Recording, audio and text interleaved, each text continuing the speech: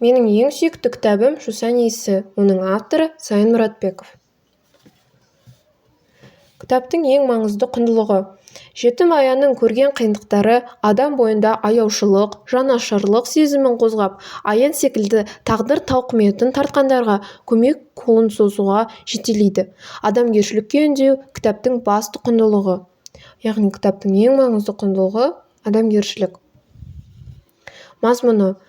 Шығарма әкесі соғыста, анасы жоқ, жалғыз әжесі қайтыс болып, соғыстан ағасын күткен Аян атты жасөспірім баланың өмірінің белгілі бір кезеңінде болған оқиғаларды баяндайды. Ал енді шығарманың кейіпкерлеріне тоқтасақ. Аян әңгіменің басты кейіпкері.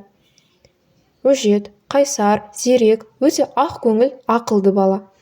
Садық, оның досы. Ауылда бірінші атаман атанған. Қосым, Аянның досы, Тырнауық Қосын деген атпен белгілі. Бапай, әжесінің тумаласы, әжесі қайтыс болғанда Аянды асырап алған. Тұржан, өте қатал, аса қатыгез кейіпкер. Иманжанов, Аян мен ауыл балаларының ұстазы. «Жусан иісі» шығармасы оқырманға оқуға жеңіл тілмен, кейіпкерлер әрекетінің танымдылығымен бірден баурап алады.